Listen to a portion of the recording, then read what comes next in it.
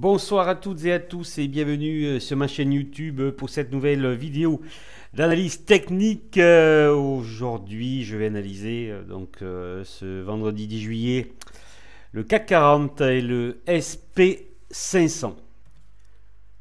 Que va faire le CAC 40? C'est la question. Je vais approfondir tout cela dès la semaine prochaine lorsque je vais réaliser la newsletter.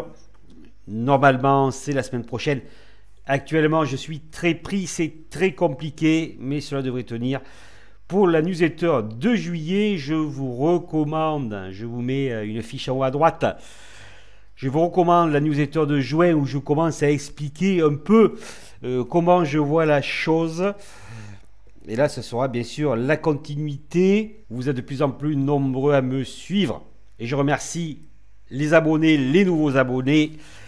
Les partages de vidéos, les likes, les commentaires, continuez comme ça, moi ça me fait plaisir d'échanger avec vous sur la bourse, les marchés financiers et l'économie d'une manière générale. C'est parti. Le CAC 40 qui a clôturé ce vendredi à 4970,48 points, plus 1,01%. Il me semble c'est peut-être le plus haut du jour. Pas tout à fait, on dirait.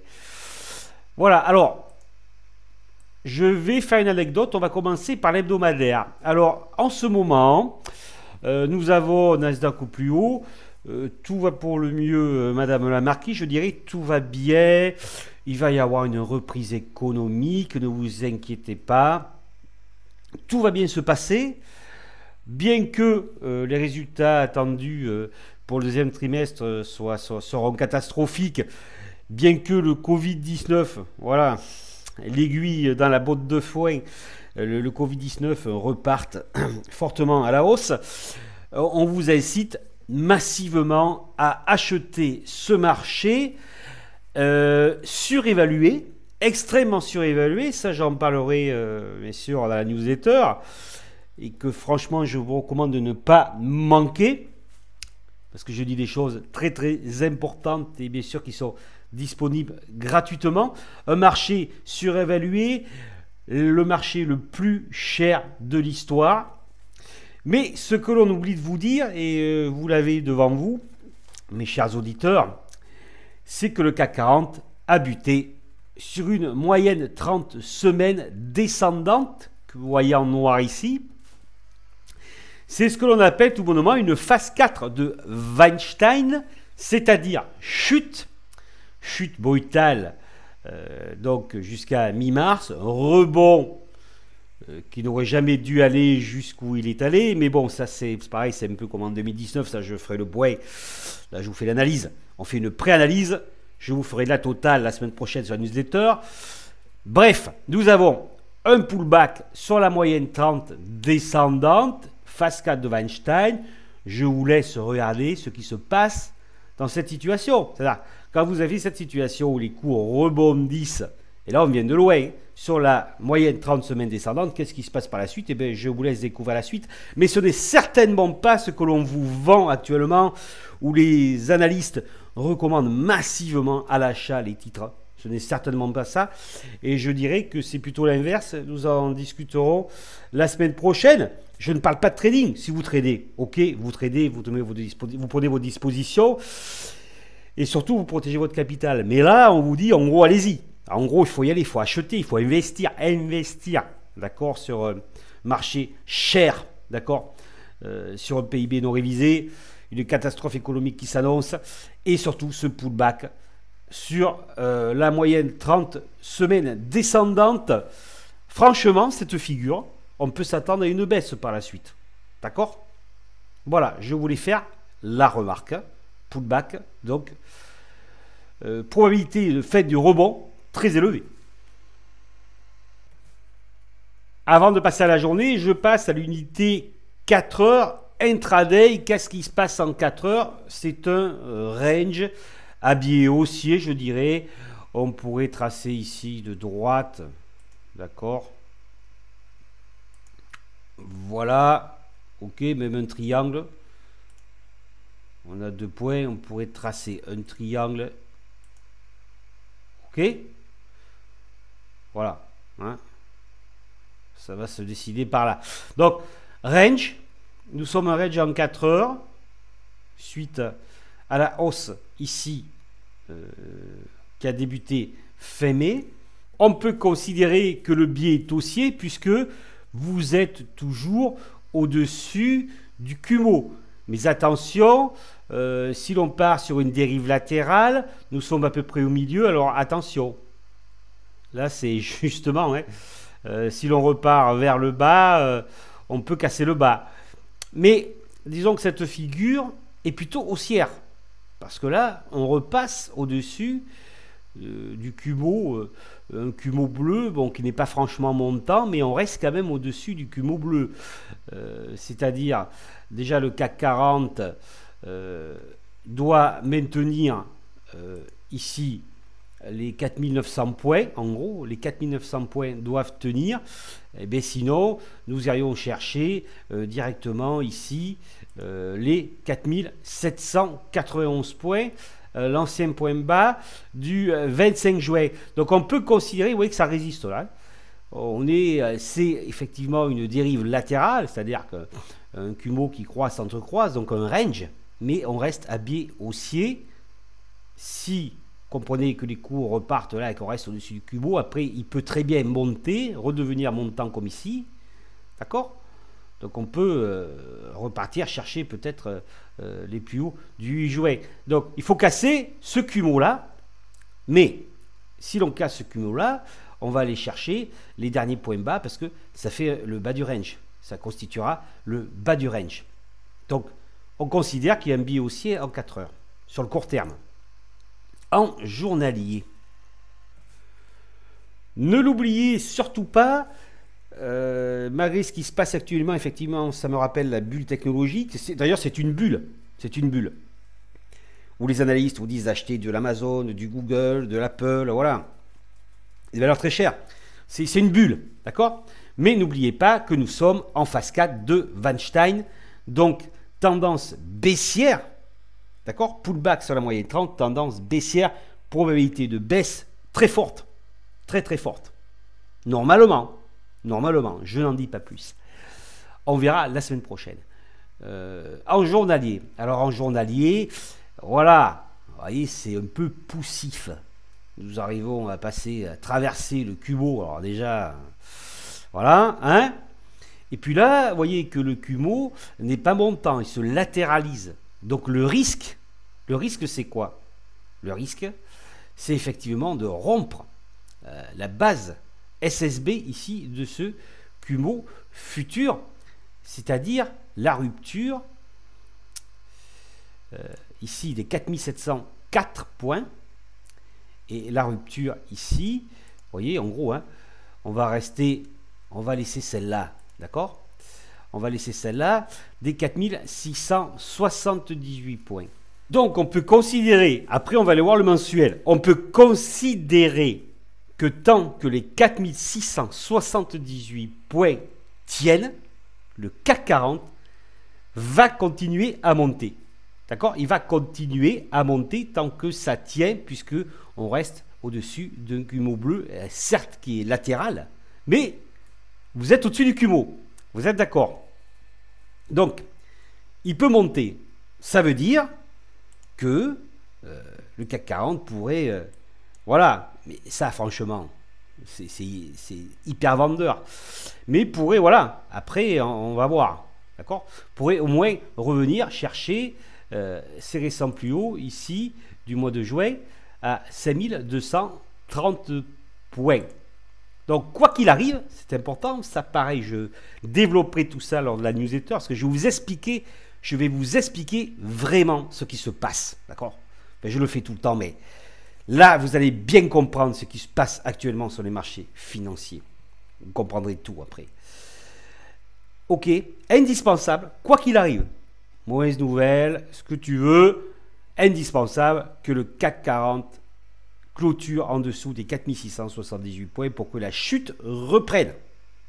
Biais haussier, tant que les 4678 points sont conservés. Alors voilà, nous y sommes. Le mensuel. le mensuel. Alors, voilà. Nous pouvons considérer sur la vue mensuelle que le CAC 40 est toujours dans une tendance haussière puisque les cours ont réintégré le CUMO mensuel qui est toujours montant. C'est vrai que là, un petit peu, bon, vous voyez ici, ça n'a pas l'air vraiment sympa, mais c'est pas pour tout de suite. On a réintégré le CUMO mensuel, mais attention, sur le mois de juin, vous voyez quand même, ça fait un peu, il y a une mèche haute là, d'accord? Et là, actuellement, c'est un doji. Bon, le mois, on est à peu près à la moitié du mois. Donc, c'est très clair. C'est très clair, là, c'est très très clair. C'est haussier, c'est-à-dire que pour avoir les pires nouvelles possibles et imaginables, ça reste haussier. Et il faut bien sûr, vous m'avez compris, les 4723. Voilà, les 4723, c'est-à-dire que là, si le CAC 40, le CAC 40 chute en dessous des 4723 points, là, on part baissier, on peut partir baissier. Donc maintenant, vous avez compris ce qui est très important pour reprendre la baisse qui semble évidente, qui devrait se produire. Ça devrait se produire, normalement, ça devrait se produire. Il faut rompre la zone 4678 points, 4723 points. Voilà, je vous l'ai marqué, prenez des notes. Impératif. Impératif. Je vais vous la faire comme ça. Si ça tient, on peut revenir au plus haut. Voilà, c'est tout. C'est simple, c'est clair. C'est clair. Rupture du CUMO, hop, rupture du CUMO, d'accord? Rupture du CUMO, on descend. Alors là, ça reste comme ça, vous voyez, si ça restait comme ça à la fin du mois, vous voyez, un doji, alors là, c'est hyper vendeur. Vendeur, situation catastrophique. Mais, voilà, c'est tactique. Tant qu'on n'a pas rompu ça, c'est haussier. C'est tout. On va en rester là. Et je vous ferai la suite la semaine prochaine. Alors moi, j'y crois pas trop à la hausse. D'accord? J'y crois pas trop. Voilà. Je vous le remonte. Voilà. Regardez, étudiez. Qu'est-ce que c'est ça? La moyenne 30, c'est quoi ça là? Est-ce que vous pensez que ça va faire ça? Hein? Est-ce que la probabilité est importante que ça fasse ça? Non. Vu les licenciements à venir, etc. etc. Hein? D'accord?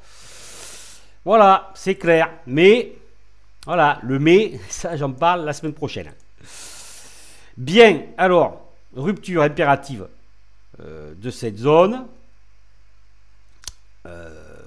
Si cette zone tient, on revient déjà chercher les 5213 points, les plus hauts, ou 5229, excusez-moi, les plus hauts du mois de juin.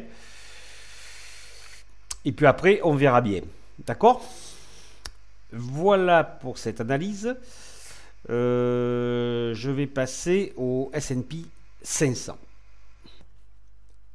Le SP500 qui a clôturé jeudi à 3152,05 points. Le S&P prend actuellement une trentaine de points. Il est 21h28. Donc, voyez, au niveau hebdomadaire, on aurait apparemment une belle bougie de clôture. On pourrait penser d'ailleurs que voilà, c'est comme, on dirait un marteau, en fait. Une bougie de clôture intéressante. Mais il faut faire attention avec les chandeliers japonais, surtout en ce moment. Vous voyez celui-là, là on pouvait penser que ça pouvait continuer à baisser. Et hop, d'accord?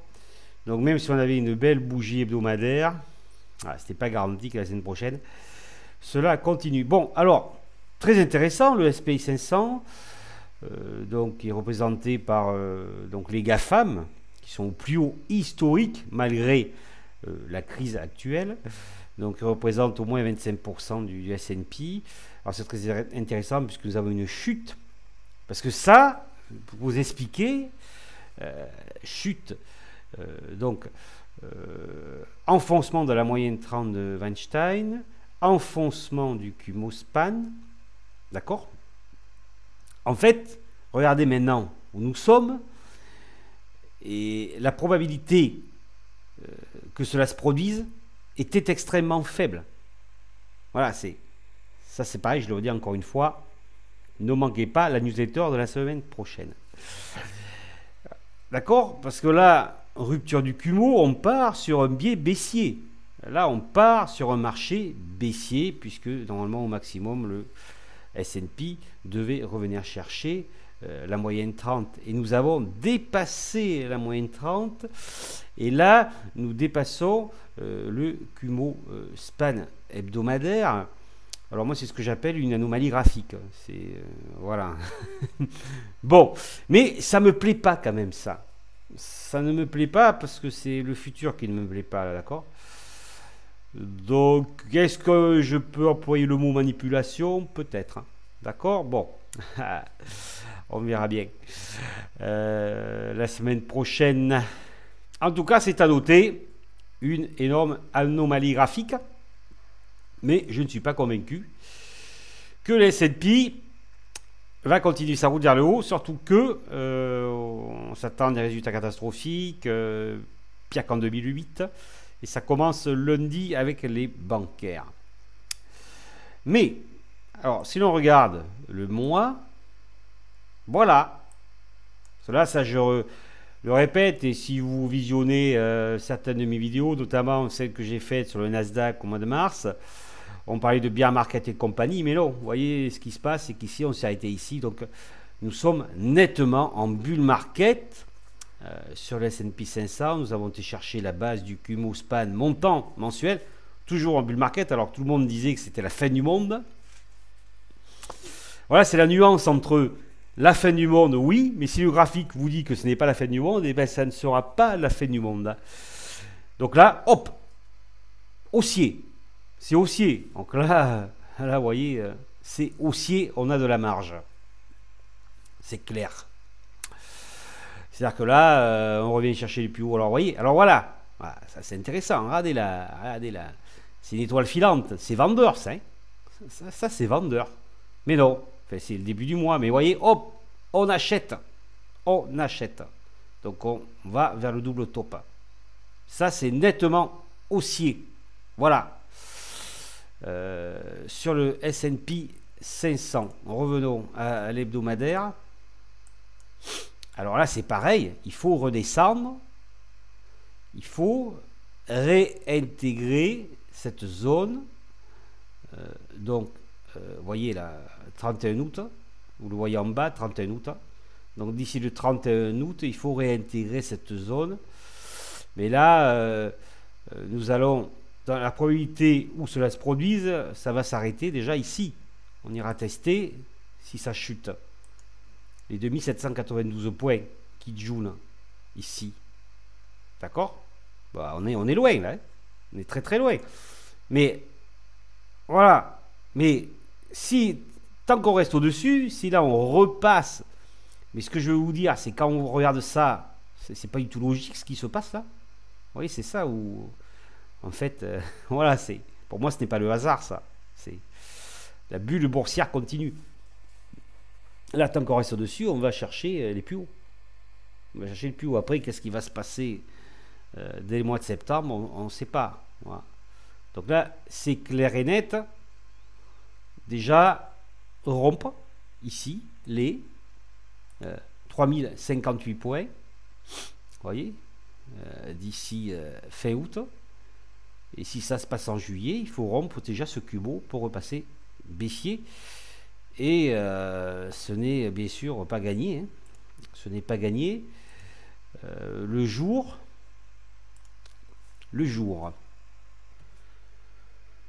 Alors, voilà. C'est poussif. C'est poussif parce qu'il n'est pas franchement montant, mais il va protéger la tendance. C'est nettement haussier, malgré la situation économique. Donc, tant qu'on est au-dessus du Kumo span, ici, hop, ça peut monter et on peut aller chercher les plus hauts. Voilà.